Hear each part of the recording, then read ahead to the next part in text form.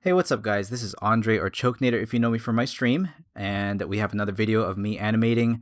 This is sped up about 5 times. This is about a 45-minute recording, actually 5.5 times. So you can see the animation process is going to be going pretty quickly here. But yeah, this is my normal footage from my stream, and you can see the the brush kind of moving erratically there. I'm actually replacing the line art layer. It was originally black, and the client wanted me to make it purple to match some of the concept art for this character. So basically, this character is going to be typing on a computer and bashing their head on the computer, and then keys are going to be flying out. And then the whole thing kind of causes a screen shake. So you can kind of see it there, super sped up. Um, yeah, but I just wanted to. I don't really have a script for these videos, but I just want to kind of talk about how work is going this year. I do a lot of animations as commissions, and I pretty much only do them for streamers. I don't really do animations for YouTube or for like video content or animation or anime or anything like that. I don't do any action scenes or fight scenes, nothing like that. But whenever I do movement like this, it's for a streamer so that it can pop up either on their stream or just be on their layout of their stream. And so that's like one of the main things I've been doing for work, as you guys might know already. I also do a lot of gift commissions. You guys have been seeing also some of my illustration commissions. And I do want to talk about, I think I've talked about this already in some of my previous videos, how my New Year's resolution was to become Iron Man, right? And what that means really is to automate my life, to make sure a lot of my decisions are good and smart. And it's kind of been quite a journey for this year. I'm just trying to make sure that my decision making is good. And what that means is, really trying to get my finances straight, get my money right. I started investing a little bit. Of course, the stock market. Say what you want about the stock market, especially with all the GameStop stuff going on. But I started investing. I had some savings, had some gifts that I just didn't want to spend. I just didn't want to spend it willy nilly, and so I thought, okay, I should just save it. And so a lot of times, saving just cash in your bank is not really as safe as investing it in something. And obviously, there are a lot of ways to manage risk. Actually, risk management is really the name of the game as far as like what you want to invest it in. So I started building some portfolios of stocks, and I know there are other ways to invest your money besides stocks, but that's something I've just started learning about how it works. And I know there's a lot of people out there that treat it like a casino, but I have tried to listen to books from, like, for example, The Intelligent Investor by Ben Graham is one of the most important traditional investing strategy books. It's all about being low risk and making sure you're investing in good companies.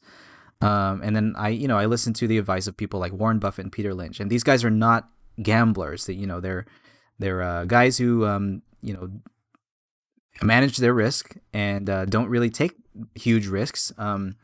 But there is going to be a level of risk in no matter what you invest in something. But the way I see it is that there's also risk in leaving your money in the bank as cash, in that you're not letting it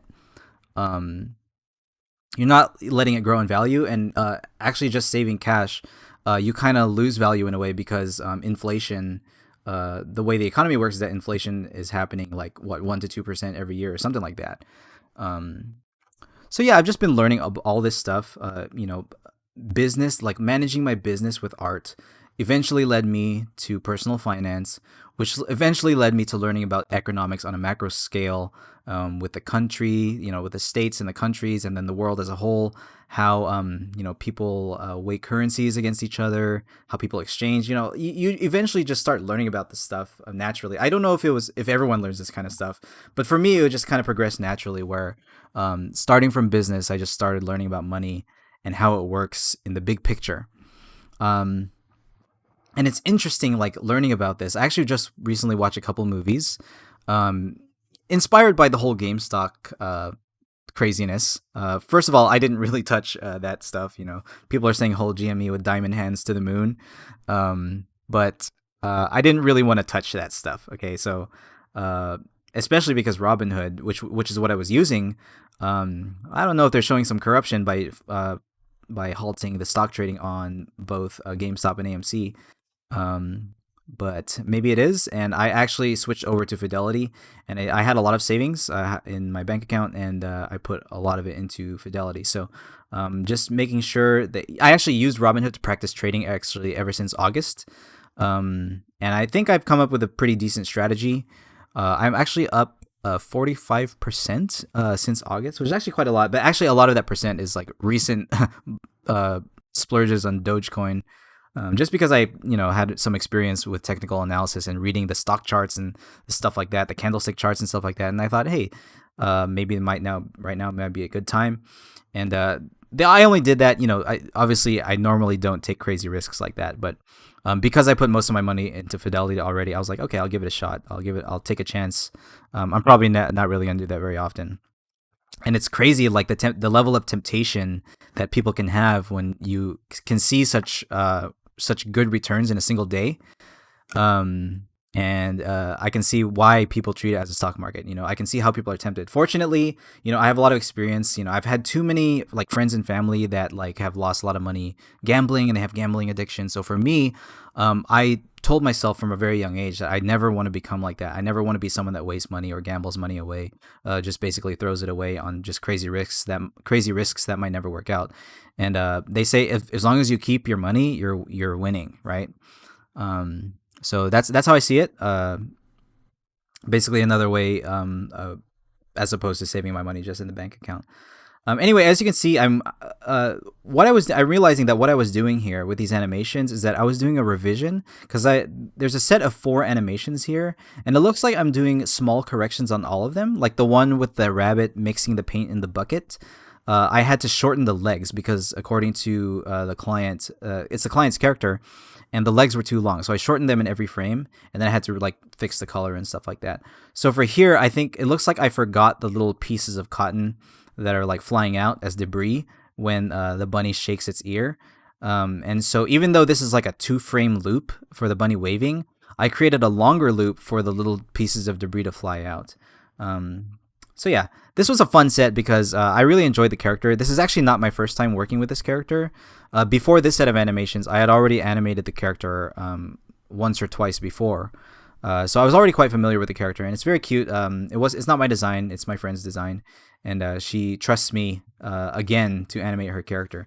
And it's really cool design. It's really charismatic. I think it has sort of a crazy face, and it has those sharp teeth and the button eyes and the stitch. I think it really gives a cool vibe.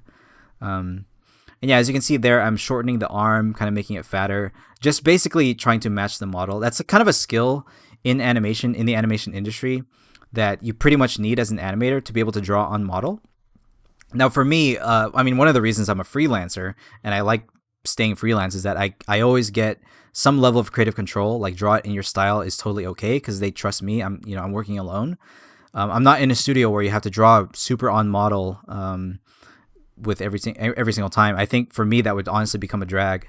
I'm sure I would get paid more if I worked in a studio, but I enjoy the freelance life.